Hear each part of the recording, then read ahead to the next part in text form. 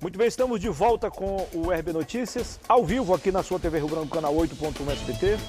Agora são 11 horas e 33 minutos.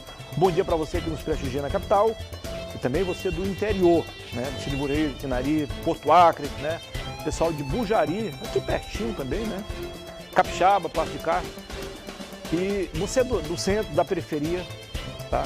Da zona urbana, da zona rural. A zona rural também nos prestigia, professor. Nós temos aqui o apoio do Arasuper, a maior rede de supermercados do Acre, juntamente com o Araújo Mix, e também do Instituto Medprev, que chegou para ficar ao seu lado em tempos de pandemia do coronavírus. Você tem sempre à sua disposição as melhores clínicas, os melhores médicos e os melhores laboratórios, tá?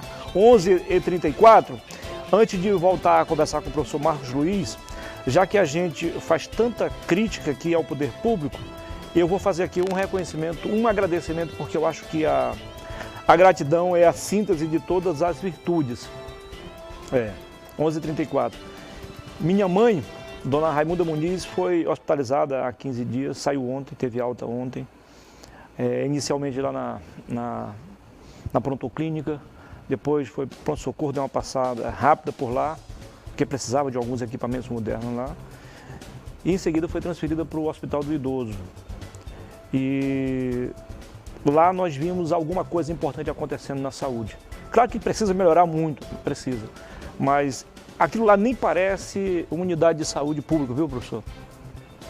Desde as instalações modernas, aconchegantes, seguras, confortáveis, equipamentos modernos e o mais importante, gente capacitada para cuidar de gente, com o coração. Eu não tenho aqui a relação de todos os profissionais, então para não ser injusto com alguns, eu vou deixar para completar então esse agradecimento em outra oportunidade. Se não for hoje, amanhã certamente. Somos muito gratos a Deus e a esses profissionais. Que às vezes não é o que você faz, é como você faz, né? Eu acho que eles viram o senhor dando aula com amor, por isso que estão fazendo trabalho. Que bom. Lá. Parabéns ao professor, aliás, ao doutor Alisson, que é o comandante dessa aeronave, né? Ao governador, que está oferecendo os meios para que isso aconteça. Muito obrigado de coração em nome de toda a equipe, ok? 11h36. Professor, essa sua ideia de já ensinar o pessoal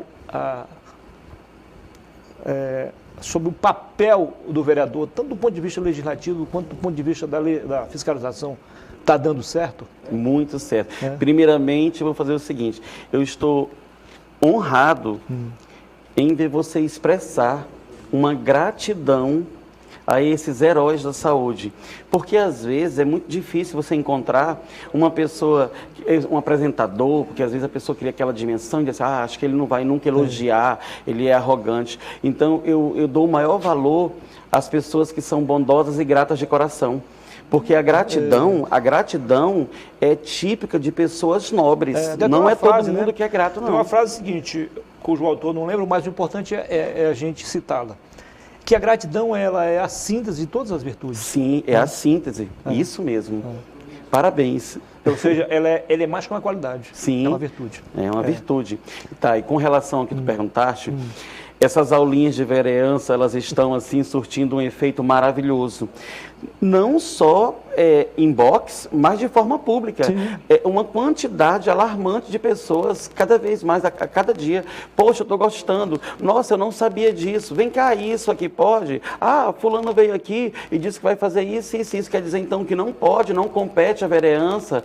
Aí eu digo, não, com muita elegância, porque uma coisa que eu faço isso, porque nós somos sabedores de que existem muitas pessoas, infelizmente, que são leigas e que, por serem leigas, elas são ludibriadas, elas são enganadas. Então, vamos voltar à parte da educação. A educação ela é tão transformadora e esse ato de eu ter escolhido inovar para melhorar, eu quero inovar como? Eu quero inovar já educando, instruindo e mostrando que as pessoas elas têm que, antes de decidir qual candidato elas querem, elas têm que primeiro analisar. elas precisam analisar antes, porque quem não analisa fielmente vai sofrer por 4 anos. Quando não vem as melhorias, você não pode ficar só, vou jogar a culpa no governo. Não. Nós cidadãos, nós somos soberanos. Então nós temos que usar essa soberania popular na hora de escolher os representantes. E essa escolha, ela precisa ser muito bem refletida. A pessoa não tem que analisar, não tem que ter o mimimi do ódio. Mas eu falo sempre quando a pessoa fala assim, poxa, você é tão inteligente, mas o partido, eu digo, gente, o código de ética do partido é lindo, é maravilhoso. Eu é que não posso me corromper, porque o poder, ele é maravilhoso para quem sabe utilizá-lo. Porque, assim, remédio nas mãos de um tolo é veneno. Sim, claro, mas o veneno nas mãos de um sábio vira remédio. Então a gente tem que, não é? Temos que saber. E só para reforçar no que o senhor diz, a questão da educação, não fosse Deus e a educação, não estávamos aqui nesse momento. Sim, isso mesmo. Certamente não estávamos. Agora, posso dar uma dica? Sim. Tá legal. Agora, sabe que nas redes sociais, muita gente, e nem todos conseguem ler com facilidade. Que tal gravar uns videozinhos também? Seria uma ótima ideia. Dica maravilhosa. Pode ser áudio também. Olha, e eu sou assim, eu sou um eterno aprendiz. Toda e qualquer pessoa, qualquer cidadão, quando ele me dá uma dica, eu sigo. Inclusive, eu estou fazendo uns vídeos curtinhos, mas é mais de dicas de português, assassinatos da língua portuguesa. Você viu? Agora, não vou dizer, foi uma loja que o senhor pediu um produto, e aí ele referiu-se a uma grama. Na verdade, a grama é só o capim.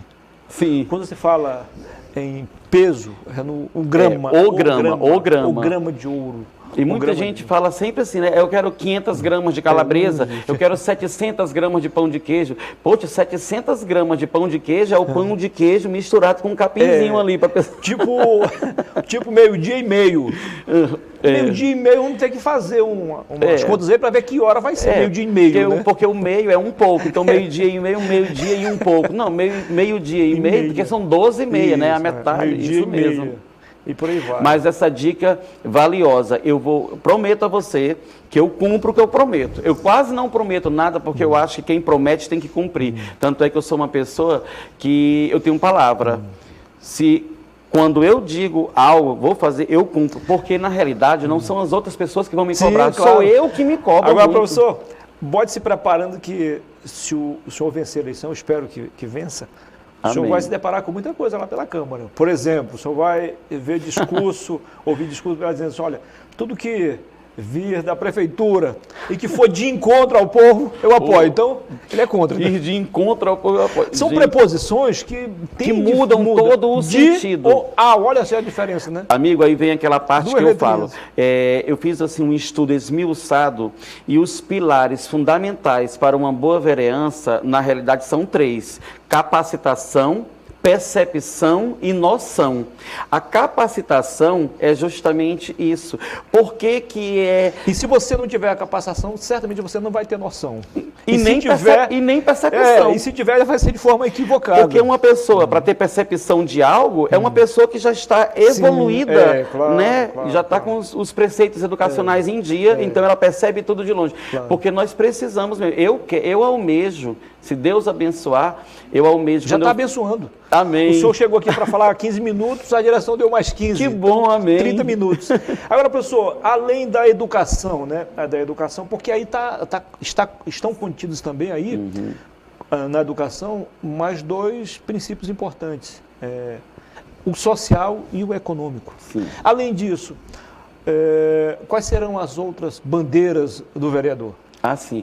Olha, na realidade, quando fala assim, bandeiras do vereador, eu fico pensando, a bandeira principal do vereador é saber plenamente fiscalizar e analisar. Sim. Para ele fiscalizar e analisar, ele já tem que saber que isso aí é referente a todos os segmentos. Sim. Por isso que eu não quero... Bem abrangente. Eu não quero que as pessoas pensem assim, ele é educador, então a bandeira dele Você não quer ser um vereador temático, não? Não, só educação. Não quero ser vereador temático, sabe por quê? Porque o vereador, ele tem que verear pelo bem coletivo. Claro. E o bem coletivo engloba todos os segmentos da sociedade. Então, compete a ele o quê? Ele tem que analisar os pormenores, tanto os problemas principais quanto os secundários. E outra, sabe quando que esses problemas vão estar totalmente assim, plenos para o vereador poder elaborar uma indicação, uma proposição e um projeto de lei com coerência, com eficácia, é quando ele aprender e ter paciência para ouvir. Porque o que eu mais ouço das pessoas é assim, Marcos, por favor, você sempre foi um educador que tem paciência de escutar, que arranja sempre uma... Eu tenho um prazer de conversar com você, porque você sempre encontra argumentos plausíveis para resolver o meu probleminha quando eu estou perguntando. Então, não perca essa essência boa, não deixe a política te corromper. Eu digo, não, eu quero agregar melhorias, eu quero mostrar que a mudança vem quando você sabe escutar e quando tem paciência mesmo de escutar. Eu acredito, eu tenho convicção de que o primeiro passo para um parlamentar ser bem sucedido é ele aprender a respeitar o cidadão e a escutar, porque a maioria, muitos, né, infelizmente, eles são muito do sorriso e da conversa só no período de eleição. Então, eu acho isso assim feio, porque eu sou cidadão e eu nunca gostei, tanto é que eu mesmo tenho um prazer de fechar minhas portas para aqueles que chegam repentinamente com um sorrisão aqui do Coringa, mas nunca me deram um bom dia, nunca falaram comigo, e por que só nesse momento? Então, eu acho que a gente tem que ser assim, tem que ser constante, claro. Né, a sua essência. Vamos aproveitar aqui a sua presença para prestarmos uma utilidade pública, é bom também, né? Sim. Sempre bom. Sabendo que o papel do educador, a função do educador, é uma das estressantes também, como é de jornalista, de guarda de trânsito, de bancário. Isso é estressante, desgastante. Agora, o que fazer para manter o equilíbrio e, mais do que isso, o bom humor, professor? Assim, o amor próprio... Tem algumas técnicas específicas ou eu acredito que tem que ser assim, além de você ter que ter o amor próprio, porque se você não se amar, como é que você vai amar o próximo? A pessoa ela precisa ser empática. Eu cresci com princípios familiares empáticos, então eu não tenho convicção de que a melhor educação mesmo é essa de casa, quando você já vem de uma família que preza por aquela educação, pelo respeito, pelo amor ao próximo. Quando você se torna uma pessoa empática, porque ninguém nasce empático, mas você se torna quando você passa a respeitar o indivíduo, passa a escutá-lo e passa a entender que às vezes você não ama o que ele aborda, mas você tem que respeitar. Eu acho que o primeiro passo é esse aí. E outra, ter sempre um processo argumentativo coerente, porque eu costumo falar, quando a pessoa, por exemplo, critica algo, eu digo assim, mas aí a pessoa, todo mundo já tem se decorado, fala assim, mas é uma crítica construtiva. Aí eu falo sempre assim, eu digo, mas tem gente que faz uma crítica construtiva, mas nunca construiu nada. Ela só sabe xingar, ofender e de repente ela quer que aquilo seja... porque o discurso de desconstrução é mais cômodo, né?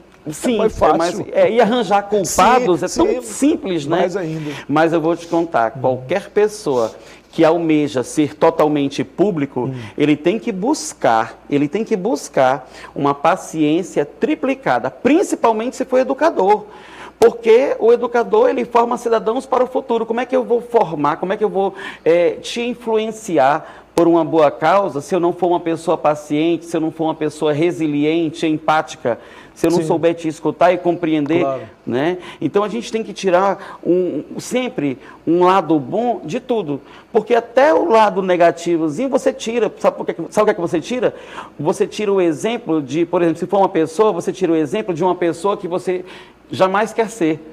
Então, por isso que eu digo, a gente não pode ficar blindado e não querer contato com determinadas pessoas. Eu não, uma pessoa pública, eu já lido há 26 anos no universo da educação, eu já lido com todos os tipos de pessoas. E como eu, em 26 anos, nunca fui demitido, nunca fui expulso, nunca fui advertido, eu já cheguei à conclusão há muito tempo.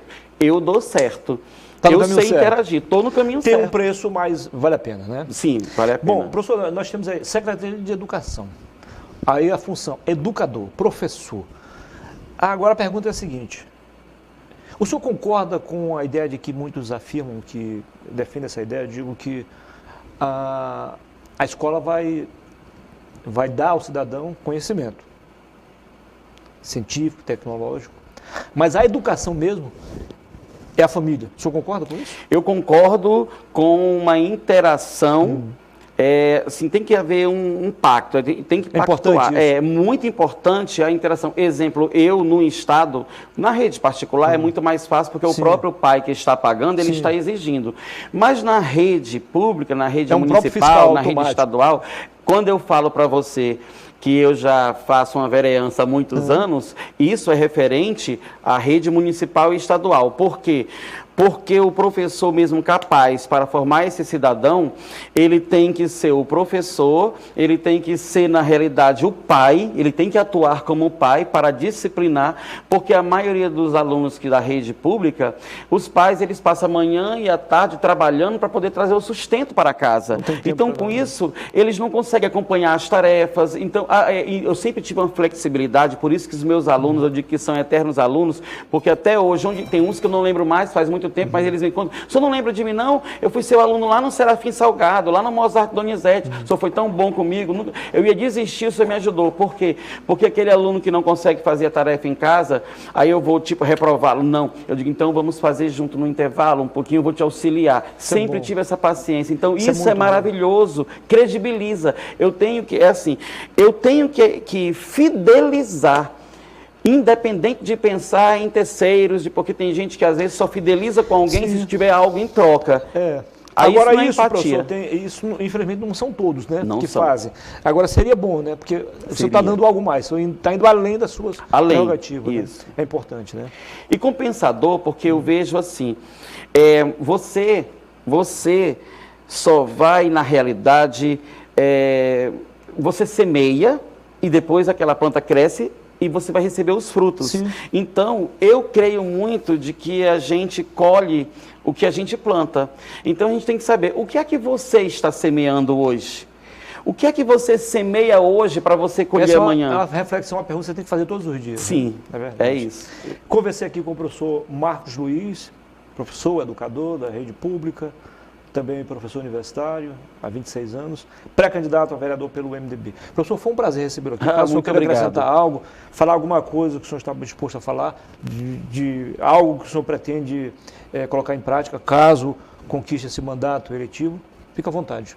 Sim, eu vou fazer menção a uma causinha que eu acho uma das minhas propostas, que eu não sou de falar nada disso, não fiz ainda eu faço as minhas aulinhas de vereança, mas eu quero falar para você, só para concluir, algo que é primordial.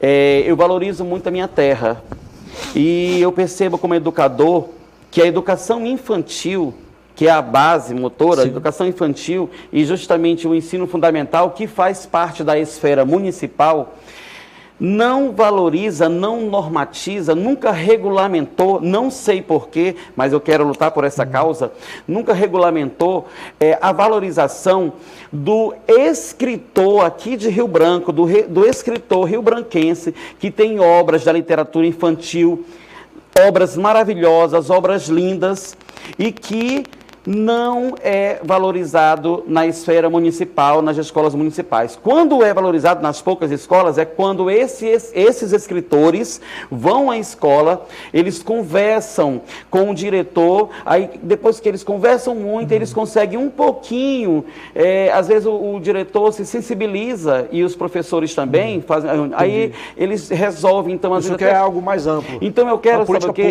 sabe o que eu quero na realidade? Eu almejo muito isso, porque olha, vamos supor, eu sou pai, mas eu estudei a literatura infantil numa boa daqui, e eu consigo dizer para o meu neto, que eu já sou avô, eu consigo dizer para o meu neto uma historinha, uma lenda criana, mas tem muitos pais que não conseguem ensinar isso ao filho, sabe por quê? Porque esse pai já foi criança e ele nunca teve acesso à literatura infantil acriana no próprio município, porque as emendas vêm sempre para valorizar os de fora, aí a criancinha cresce entendendo o universo de São Paulo, Rio de Janeiro, Vamos valorizar o que é nosso. Valorizar o que é nosso. Pelo menos uma determinada porcentagem, Sim, porque claro. eu já estudei e sei que não dá para ser 100%. Claro. Mas se 10% for normatizado para valorizar a literatura infantil dos nossos escritores, já é um grande começo. Então essa, por exemplo, é uma causinha que eu defendo mesmo assim, com muito amor, porque eu sei que as crianças, elas precisam crescer